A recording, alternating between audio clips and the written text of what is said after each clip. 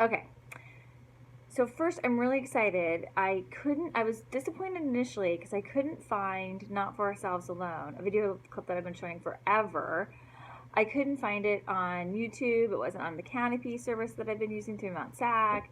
And it does such a good job of setting up the 14th, 15th Amendment, and then the split between among the women's rights movement.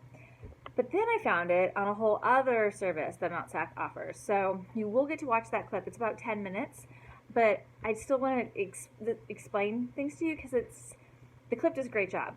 But this is kind of a pretty big shift in women's history, right? First we had Seneca Falls, where women say they want the right to vote, and then here they're going to split. So what happens is the 13th Amendment abolishes slavery. And in the 14th Amendment, you've got that on your outline. The 14th Amendment does two really important things. It establishes birthright citizenship, and then it creates due process under the law. So it's an attempt to deal with the black codes that you just looked at in one of the film clips above. But it doesn't have really a lot of teeth, if you will, until more recently. You'll see it in 1954 with the Brown v. Board Act that we'll get to when we get to the Civil Rights Movement. And then in your lifetime, you saw it with same-sex marriage in 2015. So again, its intended purpose doesn't really get used in the 19th century, but it's a good thing to have it. What we're interested in, though, for women's history is the second section of the 14th Amendment, because the second section of the 14th Amendment says that if states are restricting the right of people to vote, although look at the wording closely, it doesn't say people, if they're restricting people to vote, the number of people that they restrict voting, they'll have that reduction in Congress, okay? So that's kind of translating Section 2 for you, but what's really important about Section 2 is it connects voting with being a man. So it's the first time the Constitution has connected voting and being a man. And so women in the women's rights movement are like, whoa, something just happened. They see kind of red flags coming up. And the clip will talk about this.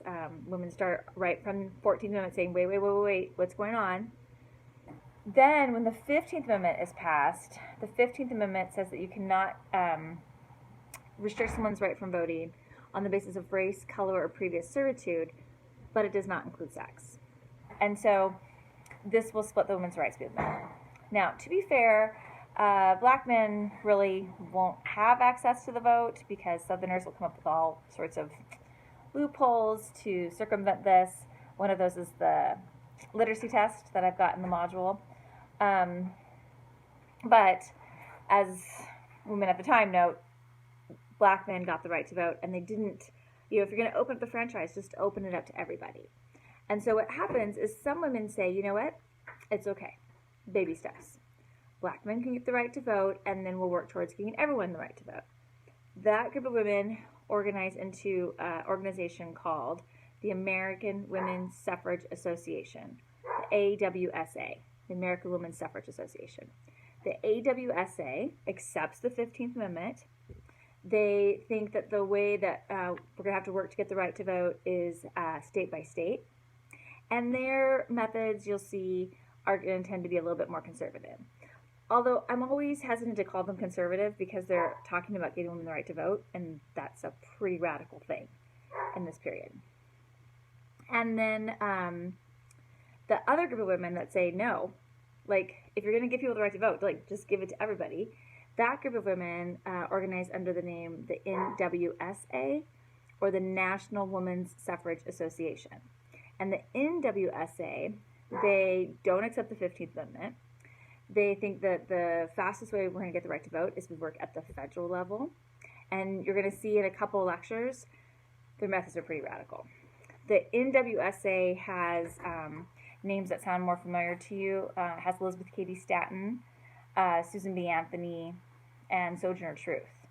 Whereas the AWSA, certainly active women at the time, but might not sound as familiar to you. The woman who heads up the AWSA, her name was Lucy Stone. And one of the things that she did is she when she got married, she insisted on keeping her maiden name. And so women who followed her model, women who followed her plan of not taking their husband's name, they began calling themselves Lucy Stoners, which kind of has a little bit maybe different connotation today. So again, you're going to watch a film clip that's going to look at that NWSA and the AWSA and the debates of the 14th and 15th Amendment. I often think when I watch the, like, which side, where would I have fallen in this split? Because the thing to think about is when you split a movement, you weaken a movement. So again, the women that are the key instigators here will be dead when we get the right to vote in 1920. So again, kind of how long this movement takes. All right, if you've got questions, you can put those in the discussion module that goes with this lecture. Take care.